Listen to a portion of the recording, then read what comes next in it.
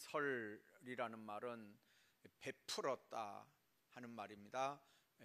이렇게 상을 차려놓고 이렇게 베풀어 놓은 병은 떡이라는 말이거든요. 빵이라는 의미입니다.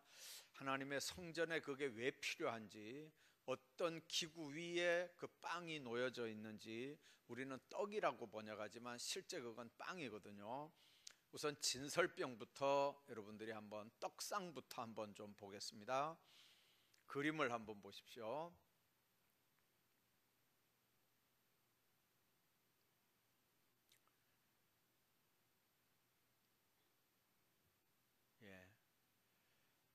우리가 읽은 30절까지의 말씀 보면 저 상도 이제 동그랗게 두 줄로 이렇게 올려져 있는 거는 아까 말씀드린 것처럼 떡입니다. 그러니까 그 사람들 말로 이제 빵입니다. 빵이고 두 줄로 한 줄에 6개씩 12지파를 상징하는 12개를 쌓아놨습니다.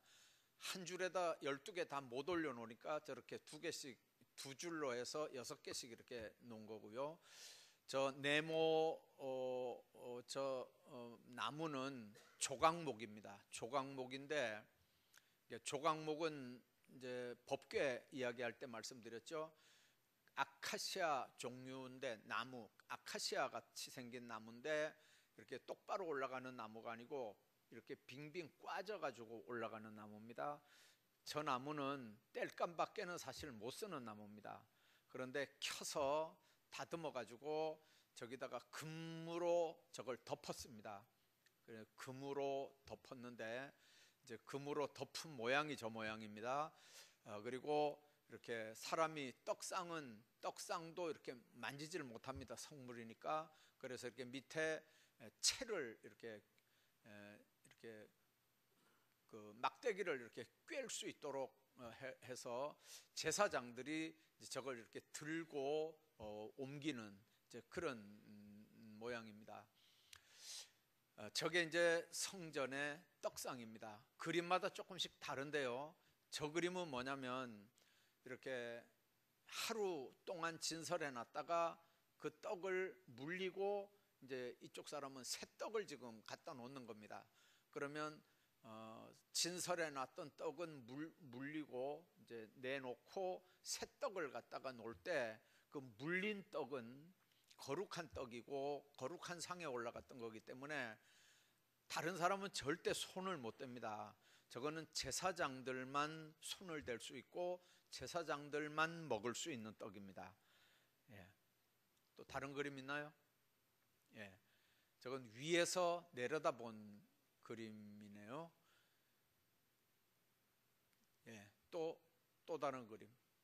아까 처음에 봤던 그림이죠. 그 위에 뭔가를 이렇게 떡 위에 뭔가를 올려놓은 그림인데 여기 지금 여기에는 그 대접과 숟가락과 병과 붓는 잔을 만들 때 순금으로 만들며 해서 이렇게 내용만 있지 저 위에 저 그림은 이제 그 그림마다 조금씩 다른데 다른 그림 한번 보십시오. 또 있나? 아까 봤던 그림.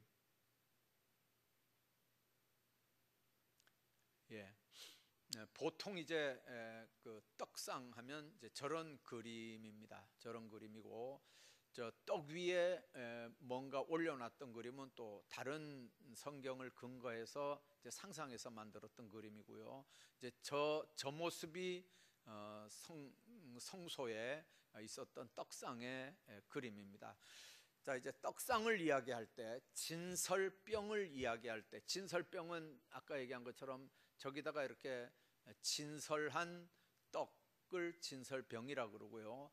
저 진설병, 저 떡을 이렇게 놓아둔 저거를 떡상이라고 얘기합니다. 그래서 이제 오늘부터 진설병과 떡상에 대한 얘기를 할 텐데 저 그림을 여러분들이 염두에 두시고 이제 말씀을 들으시면 좋겠습니다. 자, 오늘 성경을 다시 성경으로 돌아오셔서 23절을 한번 보십시오. 조각목으로 상을 만들되, 그래서 아까 이제 우리가 상 만든 거 봤죠? 그 상이 조각목으로 된 거라 그랬습니다. 길이가 2규빗, 너비는 1규빗. 이제 규빗 하면 조금씩 학자들마다 이 길이가 조금씩 다르게 얘기를 해요. 왜 그러냐면 이제 원래 1규빗은 요 팔꿈치서부터 이렇게 손바닥을 딱 펴서 이제 여기서부터 요 끝까지 여기가 1규빗입니다. 그럼 이게 사람마다 다 다를 거 아닙니까? 조금씩 긴 사람이 있고 짧은 사람이 있고. 근데 안 그렇습니다. 이스라엘 사람들은요, 다 이렇게 다른 민족들하고 결혼을 한 사람들이 아니기 때문에 사이즈가 거의 다 똑같습니다. 거의 사이즈가 다 똑같아서 이제 뭐 사울이 뭐 키 위에 뭐 얼마다 이렇게 하는 말은 이제 성경을 이렇게 보면 그 윗대가 다른 민족들하고 이렇게 결혼해서 낳은 자녀이기 때문에 이제 사울은 다른 사람보다 뭐 이렇게 키가 조금 더 컸지만 그 외의 사람들은요 키가 거의 다 똑같습니다. 집안 안에서 12지파 안에서만 결혼을 해야 되니까 사실은 바람직한 결혼은 아니거든요. 이제 우생학적으로 이렇게 보면 그게 바람직한 건 아닌데, 그래도 이제 우상 숭배하는 일을 막게 하기 위해서 이방 사람들을 데려다가 이제 우상 숭배하는 일을 막게 하기 위해서 이스라엘끼리 결혼하도록 했기 때문에 그 태어나는 사람들이 다 이렇게 인구가 다 이제 신체 모형이 다 비슷비슷합니다. 그래서 이렇게 할 때도 요 뒤꿈치부터 여기서부터 여기까지가 그 1규빗인데 보통 43cm 뭐 이렇게 되기도 하고 뭐 45cm 이렇게 얘기하기도 하고, 그래서 보통 한 43cm 이렇게 합니다. 근데 지금 이제 우리가 환산해서 43cm 이렇지 원래 1규빗 하면 이스라엘 사람들은 누구나 똑같습니다. 그래서 여기서부터 여기까지 언제든지 가서 이렇게 딱 재보면 이게 1규빗인지 얼마인지 이렇게 다 정확하게 알 수 있도록 그렇게 했고요. 아까 말씀드린 것처럼 12지파를 상징하는 12개의 떡을 올려놨습니다. 그래서 떡상은 4개의 상다리가 있었고요. 이동될 때는 이동하기 위해서 이렇게 금고리를 만들어서 채로 이렇게 꿰어가지고 옮기도록 그렇게 만들었던 거 아까 우리 보셨죠? 자, 그런데 그 떡상 사면에 손넓이만한 턱을 만들으라고 그랬고요. 그 턱 주위에 금으로 태를 만들으라고 그랬습니다. 보통 이제 그 떡을 올려놓는 상 넓이에 테두리를 돌아가면서 약간씩 이렇게 높게 이렇게 이제 태를 이렇게 만들었던 걸 아까 보셨죠? 그래서 그 태를 만들었고요. 그리고 그 떡은 상 위로 떡상 둘레에 따라서 손바닥 넓이, 그러니까 한 손바닥 넓이니까요. 요 규빗으로 말하면 6분의 1 규빗 정도 되는 이제 이런 넓이로 이렇게 만들었고요. 금태를 둘러서 아주 탄탄하게 이제 그렇게 만들었고, 금태를 두른다는 말은 불변이라는 의미를 상징하는 교훈입니다. 그래서 하나님의 제단에 진설하는 떡은 하나님의 법이 존속될 때까지 이건 불변의 법이다. 반드시 하나님의 제단에는 떡을 진설해야 된다 하는 의미입니다. 자, 그리고 그 떡상에 이렇게 이제 부속된 기구들이 있었습니다. 출애굽기 39장부터 나오는 몇 가지 그 부속 기구들이 있는데요. 하나는 대접이 있었습니다. 이 대접은 쟁반 같은 거고요. 큰 접시 같은 겁니다. 그래서 이스라엘 12지파를 상징하는 12개 떡을 두 줄로 진설할 때 이렇게 사용되는 거였고요. 아까 어떤 그림 보니까 막 떡을 이렇게 끌어 안아가지고 갖다가 이렇게 놨는데 그 그림은 좀 상상해서 하는 그림이고, 이걸 떡을 이렇게 끌어 안 하다가 이렇게 갖다 놓을 수 있는 떡이 아닙니다. 이렇게 반드시 이제 큰 대접, 큰 쟁반 그 위에다 담아서 이동하도록 그렇게 돼 있었습니다. 그리고 숟가락인데요, 이 카프라고 이제 히브리어는 카프라고 이렇게 돼 있습니다. 그러니까 우리 숟가락 같이 생기긴 생겼는데 이렇게 그거보다 더 이렇게 큰 숟가락으로 한번 생각해 보십시오. 그래서 그 오목한 손바닥 모양의 도구입니다. 이제 그거는 떡만 놓는 게 아니고 거기다가 유향을 채워 놓는 도구였기 때문에 떡 주변에 반드시 그 수푼에 유향도 담아서 이제 같이 놨던 거고요. 그 다음에 병도 하나 있었습니다. 그 병은 이렇게 이제 뭐 주전자 같이 생긴 거, 아니면 이렇게 목이 좁은 이렇게 항아리 같이 생긴 이제 그런 그 병입니다. 히브리어로는 카사라고 하는데요. 그걸 이제 우리말로 번역하니까 병입니다. 근데 이걸 이제 붓기도 하고 뭐 따르기도 하고 하는 그런 건데, 그 민수기 4장에 보면 이런 말씀이 있습니다. 전제나 관제를 드릴 때 그 잔으로 이렇게 부어서 드린다 할 때 그 붓는 잔이 바로 히브리 말로 카사입니다. 이 카사가 하나님 앞에 이 떡상 옆에서 같이 하나님 앞에 이렇게 드려지는 도구로 사용됐던 걸 우리가 봅니다. 그러니까 하나님 앞에 떡만 드린 게 아니고 나중에 이제 포도주도 같이 이렇게 드렸던 모습들을 우리가 봅니다. 그 이제 카사라고 하는 단어가 아까 얘기한 것처럼 그 이렇게 붓는 주전자 같은 목이 좁은 이런 병 같은 이제 그런 거지만, 이 붓는다는 말이 그냥 동사로 써졌을 때는 붓는다는 말인데, 그 또 다른 의미의 동사는 어떻게 되냐면, 이렇게 왕들이나 제사장을 머리에 기름 부어서 안수할 때, 그럴 때 이렇게 기름을 머리에 붓는다, 이제 그런 의미로 붓는다는 말을 썼습니다. 그래서 제사상에다 이렇게 포도주 같은 걸 전제로 부을 때도 붓는 거지만, 이렇게 왕 되는 사람, 제사장 되는 사람한테 그런 식으로 막 붓겠습니까? 그러니까 이렇게 적시는 정도죠. 그래서 전제를 붓는다, 왕에게 기름을 붓는다 하는 이제 그런 의미의 단어가 바로 붓는다는 겁니다. 그래서 하나님 앞에 제사를 드릴 때 이 붓는 제사, 붓는 잔, 이게 바로 깨끗하게 하나님 앞에 그 항상 깨끗해야 되고, 그 깨끗한 걸로만 하나님 앞에 드려질 수 있다는 거죠.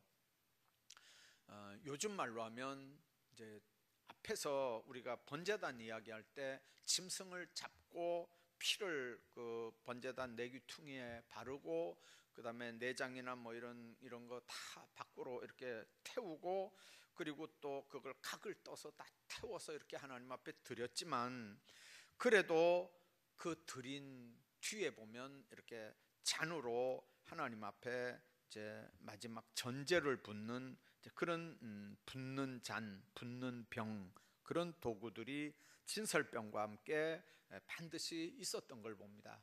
그러면 거기에 뭐가 필요했겠습니까? 빵만 드린 게 아니고 포도주가 함께 있었던 걸 이제 우리가 보게 됩니다. 그래서 하나님 앞에 제사 드릴 때는 떡만 있었던 게 아니고 이제 포도주도 같이 항상 이렇게 있었던 거고, 하나님 앞에 태워드리는 번제 그 다음 단계에 드려지는 게 떡상이고, 떡상 옆에 이렇게 붓는 잔이 같이 있었던 걸 이제 우리가 보게 됩니다. 자, 이렇게 이제 하나님 앞에 배설한 진설병, 이 떡의 특징이 몇 가지가 있습니다. 이것은 첫째는 상 위에 24시간 항상 진설이 돼 있어야 됩니다. 그래서 이거는 거룩한 떡이라고 불렀고요. 진설병이라는 말은 베풀진자의 베풀설자입니다. 그러니까 베풀어서 하나님 앞에 이렇게 드려지는 그런 떡이라는 얘기입니다.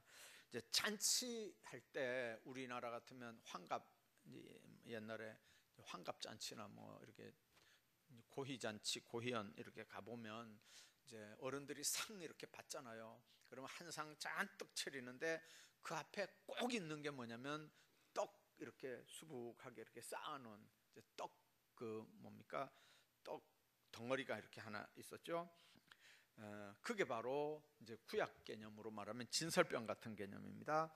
그래서 진설되는 떡은 하나님 앞에 지극히 거룩했고요. 이건 아까 얘기한 것처럼 아무도 먹지 못했습니다.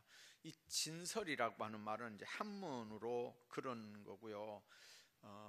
히브리어로는 뭐냐면 면전의 떡이다, 하나님 앞에 떡이다, 그런 의미로 레헴파님이라고 하는 단어를 사용했습니다. 하나님 앞에 떡이니까 제사장 외에는 아무도 건드릴 수가 없었습니다. 먹을 수가 없었습니다. 여러분들이 혹시 다윗이 피난 가다가 배고파가지고 그 진설병 먹었던 기억 여러분들 하시나요? 이제 그럴 때 제사장이 그랬죠. 여자를 가까이 하지 않았으면 주겠다. 이건 제사장만 먹을 수 있는 건데 그래도 여자를 가까이 하지 않았으면 이 떡을 먹게 하겠다. 이제 그만큼 이렇게 구별해서 했던 거고요. 이제 그 떡을 다윗을 먹였다가 나중에 이게 이제 발각이 돼가지고 그 제사장들과 많은 사람들이 이제 화를 당한 모습들을 우리가 기억합니다. 아무튼 그 진설병은요 이렇게 언제든지 이렇게 진설돼 있었다는 거고요. 또 아까 얘기한 것처럼 12개는 이제 12지파를 상징한 건데 한 지파도 빠짐없이 다 하나님 앞에 드렸어야 됩니다. 여러분들 이제 엘리야 시대 때 그 갈멜산에서 그 바알 선지자하고 기도 대결하는 거 여러분들 기억하시죠? 거기도 보면요 12지파를 상징하는 돌들을 가져다가 단을 쌓게 하는 걸 우리가 봅니다. 왜 그러냐면 앞에 바알 선지자들, 아세라 선지자들이 거기서 막 춤추고 뛰놀면서 그 단을 다 뭉개버렸거든요. 그때 하나님의 종이 그 돌을 가져다가 그 돌이 이제 12지파를 상징하는 돌입니다. 쌓고 거기다가 물을 붓죠. 그리고 제물을 올려놓고 하나님의 불이 내리기를 기도합니다. 여러분들 상식이 조금이라도 있으면요 지금 불이 내려와야 되는데 거기다 물을 들여다 부으면 어떻게 됩니까? 그렇잖아요. 거기다 물을 부으면 어떻게 되겠어요? 그런데 여러분들 하나님의 불이 인간이 거기다 물 부어놨다고 내려오는 건 아니거든요. 그 물은 뭘 의미하냐면 회개를 상징하는 개념입니다. 그래서 12지파가 무너진 제단을 순축하는 겁니다. 여러분들 이 가정도 여러분들 이 비밀을 마음속에 꼭 기억하시기를 바랍니다. 어느 아들 하나만이 아니고 모든 자녀들이 다 이렇게 무너진 제단들을 수축해야 그 가정에 하나님의 축복이 같이 임하는 걸 믿으시기를 바랍니다. 여러분들 부모 심정은 그렇잖아요. 기도할 때 자녀들을 위해 기도할 때 여러분들은 어떤지 모르겠는데 이제 저 같은 경우는 이렇게 순서대로 기도합니다. 큰 놈부터 이렇게 쪽마리까지. 우리 교인들을 기도할 때는요 방법 없어요. 장로님들부터 이렇게 내래 기도합니다. 기도하다가 어떤 때는 기도가 거기서 딱 막혀서 그냥 한 사람 붙잡고 그냥 새벽기도 내내 씨름하고 그냥 기도 끝내고 들어가는 경우도 있긴 하지만 어디 기도가 딱 걸리면 그 밑으로 못 내려갈 때가 있어요. 그래서 이렇게 기도가 이렇게 장로님들 쭉 하고 또 안수 집사님들 하고 권사님들 하고 이렇게 순서대로 쭉쭉쭉쭉 이렇게 내려가면서 기도하는데 여러분들 부모도 마찬가지잖아요. 부모도 누구 하나 빼놓고 할 수는 없잖아요. 그러니까 모든 자녀, 손들 이름 불러가면서 다 축복 기도해 주는 게 그게 부모 심정이거든요. 이스라엘의 12지파 중에 어느 지파 하나가 궐이 나도 되겠습니까? 어느 지파 하나가 이지러지고 붕괴가 돼도 되겠습니까? 하나님 앞에 그건 안 되잖아요. 그러니까 12지파가 다 같이 참석해서 이제 은혜 나누어야 되는 게 하나님 앞에 드려야 되는 삶의 모습인 걸 우리가 보게 됩니다. 레위기 24장에 보면요, 항상 매 안식일에 이 떡을 여호와 앞에 진설할지니 이는 이스라엘 자손을 위한 것이요, 그렇게 말씀합니다. 그래서 매일 바치라고 하는 말씀도 있지만 또 이렇게 매 안식일마다 이 떡을 바치라, 이렇게 해서 안식일마다니까 일주일에 한 번씩 바치는 걸로 이렇게 되어 있습니다. 그래서 매주 바치는 말씀으로도 되어 있습니다. 뿐만 아니라 이 진설병 제로는 고운 가루에 기름과 소금을 이렇게 했고요, 화덕에 구워서 만든 거라고 그랬습니다. 원래 빵을 만들 때 그냥 보통 고운 가루 에바 10분의 1을 하나님 앞에 드린다. 이제 하나님 앞에 드리는 제물 중에는요, 제물 중에는 왕이나 제사장들은 송아지를 드려야 됐습니다. 그리고 또 족장이나 뭐 이런 사람들은 뭐 양이나 뭐 이런 걸 드려야 되고요. 일반인들이 드릴 때는 또 양이나 염소나 뭐 이제 가난한 사람들은 뭐 비둘기 같은 거 이런 걸 드려서 반드시 피 있는 제사를 하나님 앞에 드렸습니다. 그런데 그거 못 드리는 사람은 어떻게 합니까? 그래서 피 없는 제사도 있습니다. 그게 바로 소제고요. 오늘 여기 나오는 고운 가루 에바 10분의 1, 우리로 말하면 얼마 정도 될까요? 한 대박 정도 될까요? 그런 정도로 하나님 앞에 이제 제사를 드리라는 거죠. 그러니까 하나님 앞에 제사 드릴 때는요, 절대로 빈손으로는 안 된다는 거예요. 빈손으로는 안 되고, 이스라엘 백성들은 굶어 죽진 않거든요.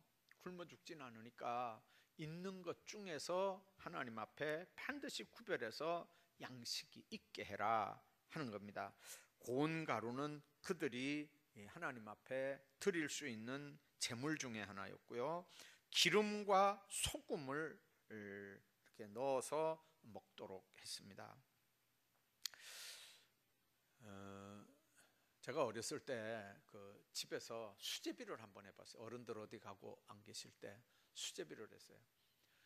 얼마나 제가 잘 만들었는지 압니까? 잘 만들었어요. 잘 만들어가지고 어른들 어디 갔다가 이제 밤에, 여름에 이제 깜깜하면 일하다가 늦게 들어오잖아요.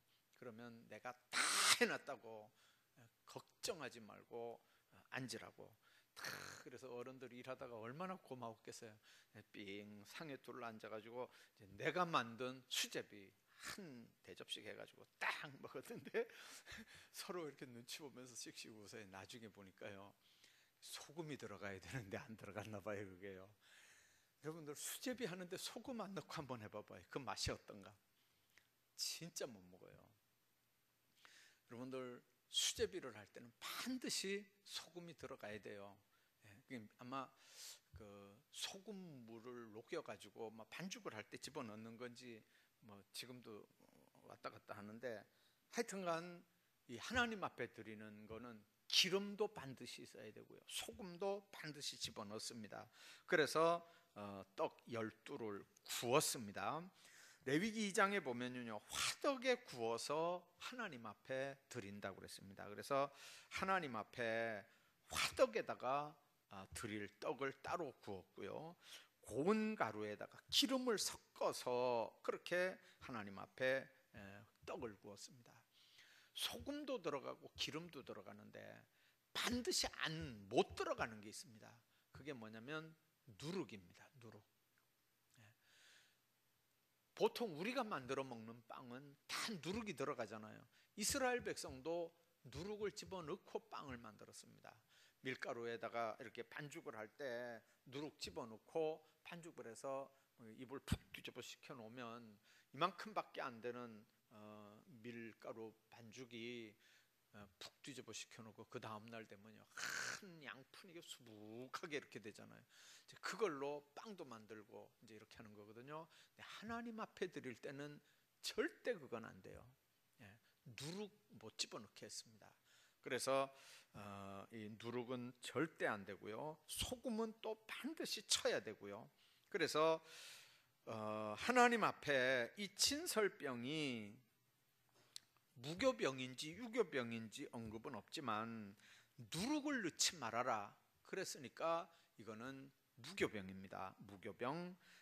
그리고 광야에서 농사 짓지 않아서 고운 가루를 구할 수 없었잖아요. 그러니까 고운 가루를 만들어서 하나님 앞에 이렇게 이제 드리려면 얼마나 고운 가루 만들기가 힘이 들었겠습니까? 그래서 그 고운 가루 만드는 정성을 하나님이 받으시는 거예요.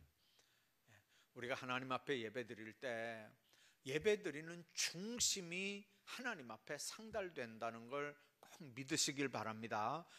예배 드리는 과정들이 다 중요한 거예요. 단계가 하나님 앞에 다 중요한 겁니다.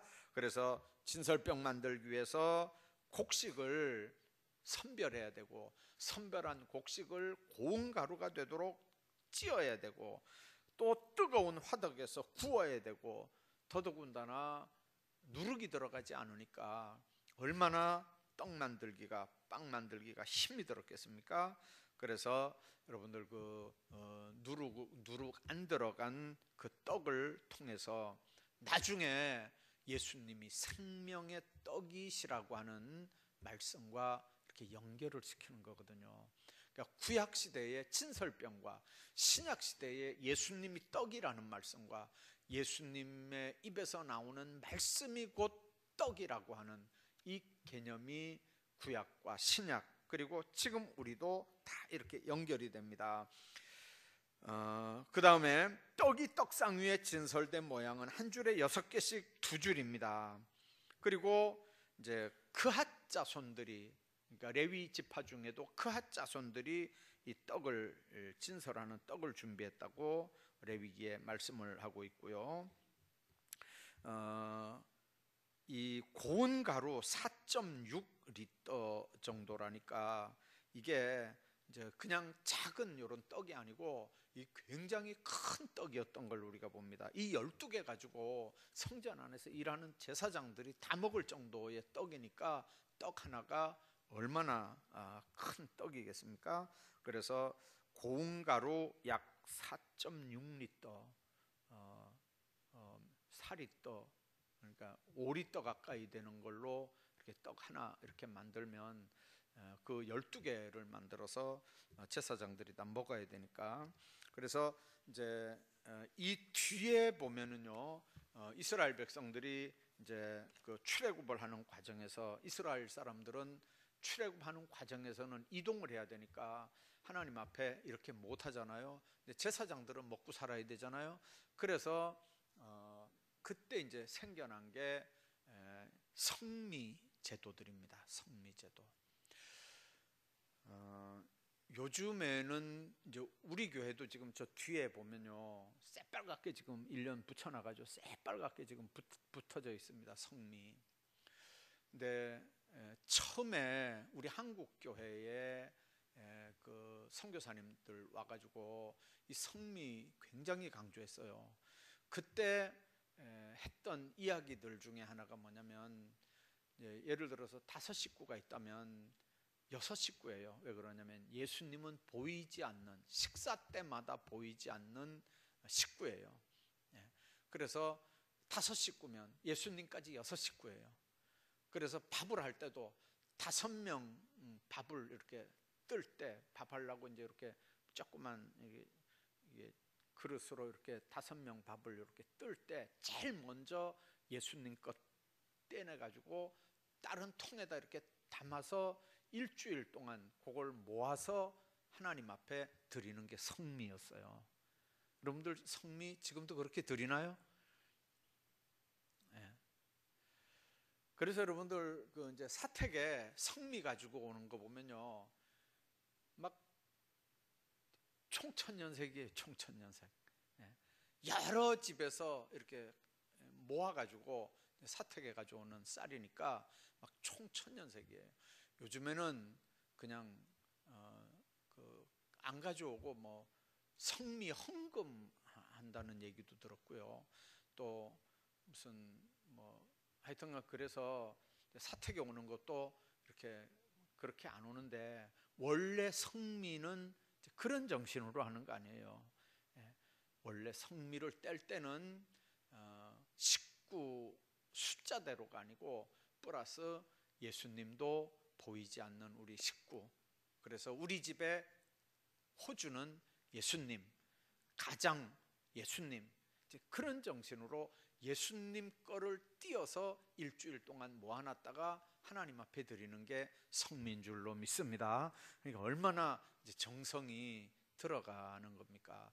그냥 주일날 아침에 올 때 그냥 푹 떠가지고 성미 주머니에 꽉 채워가지고 이렇게 오는 그런 거 말고, 매번 밥할 때마다 이렇게 조금씩 예수님 몫으로 띄어가지고, 그 원래 성미는 그렇게 하는 거예요. 자, 아무튼 그 성미에 대한 얘기도 근거가 이제 진설병부터 시작을 하는 거고요. 그 다음에 그 진설병, 아까 여러분들 이렇게 보셨지만 이제 둥그런 떡인데 가운데 이렇게 이제 구멍이, 던킨 도너츠처럼 가운데 구멍이 이렇게 뻥 뚫려져 있습니다. 그래서 이 떡을 의미하는 단어가 레헴이라고 하는 말인데, 이 진설병은 레헴이라고 안 하고 뭐라 그러냐면 할라라 그런대요. 왜 그러냐면 구멍이 뻥 뚫려졌다고. 그래서 그냥 둥그런 떡은 떡인데 가운데 이렇게 구멍이 이렇게 뚫어져 있는 떡. 그래서 하나님 앞에 구멍 뚫린 모습의 떡, 그리고 매 줄 위에 정결한 유향을 두어서 하나님 앞에 화제 드리는 것처럼 했던 걸 우리가 봅니다. 유향을 드렸다는 말은 정결한 떡으로 구별해 드린다는 의미입니다. 그래서 이렇게 진설한 떡을 이렇게 교체할 때 태워서 기념물로 하나님 앞에 일부를 태워 드렸고, 이제 이때 금으로 만든 접시 위에 놓여 있는 유향을 한 줌 취해서 단에 불살라서 하나님 앞에 그 진설병이 기념이 되도록 그렇게 하나님 앞에 드렸고, 그 새 거를 드린 후에 있던 것을 이렇게 물려내고 이제 했던 걸 우리가 봅니다. 여러분들 향은 마태복음과 요한계시록에 보면 그건 성도의 기도라고 예수님께서 해석을 하셨거든요. 그래서 향은 성도의 기도입니다. 시편에도 141편에 나오고 요한계시록 5장에도 8장에도 나오는 말씀이고요. 특별히 유향은 희다고 하는 의미의 향입니다. 젖같이 젖빛 나는 그런 향이라는 의미거든요. 그래서 하나님 앞에 드리는 모든 헌신은 깨끗한 마음으로 온전하게 드려야 된다 하는 이제 그런 의미입니다. 그리고 이제 아까 얘기한 것처럼 이제 어떤 곳에는 24시간 이렇게 하루 만에 이렇게 바꾸는 걸로 돼 있지만, 성경 여러 군데 보면 이제 매 안식일마다 이렇게 바꾸는 걸로 돼 있습니다. 여러분들 매일 드린다고 하는 개념이 좋겠습니까? 아니면 일주일에 한 번씩 드린다고 하는 게 좋겠습니까? 일주일에 한 번 드리는 떡은 어떨까요? 우리나라 말고 그 나라에서 떡을 한번 만들어서 하나님 앞에 드렸는데 일주일 만에 그걸 교체한다. 그러면 그 떡은 어떤 떡일까요? 물렸을 때 새 떡을 안식일에 갖다 놓고 일주일 동안 거기 있었던 떡을 물려서 제사장들이 먹을 때 맛있을까요? 맛이 없어도 제사장들은 그걸 먹었어야 돼요. 먹어야 돼요. 아무튼 떡을 그렇게 했고요. 물려낸 떡은 지극히 거룩하다. 제사장들이 거룩한 뜰에서만 그걸 또 먹을 수 있었습니다. 여러분, 레위기에 보면은요, 이 떡은 거룩하다, 음식 자체를 거룩하다고 얘기합니다.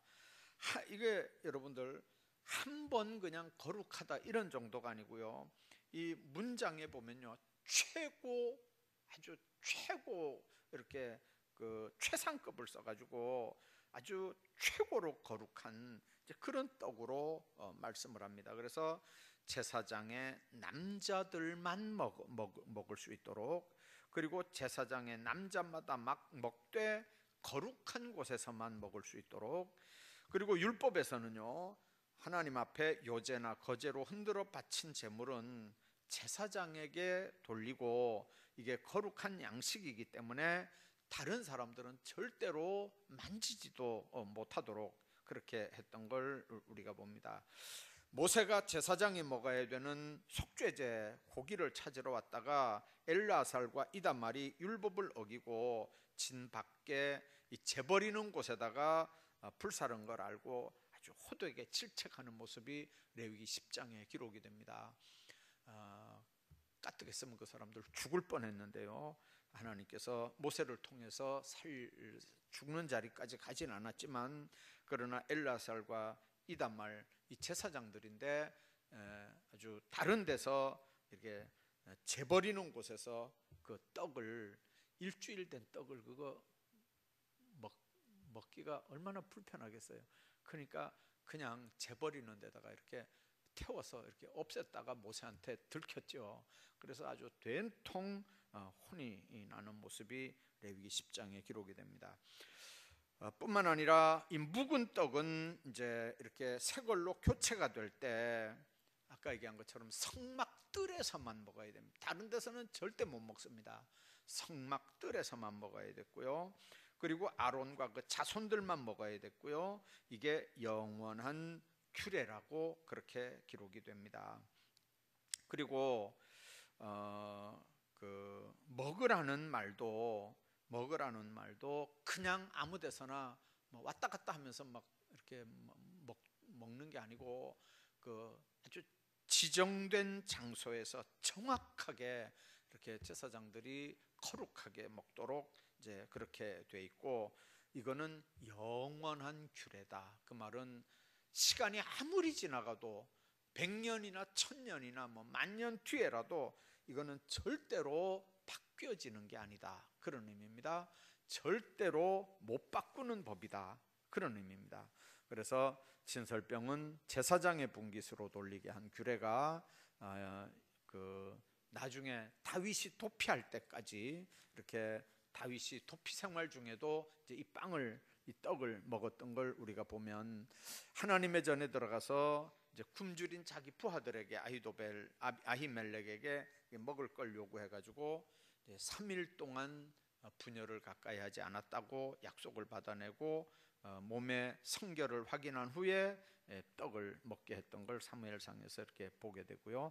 이제 그런 경우에는 아주 특별히 예외적인 경우지만은 거룩성을 확인한 다음에 그 떡을 내줬다고 하는 걸 우리가 보게 됩니다.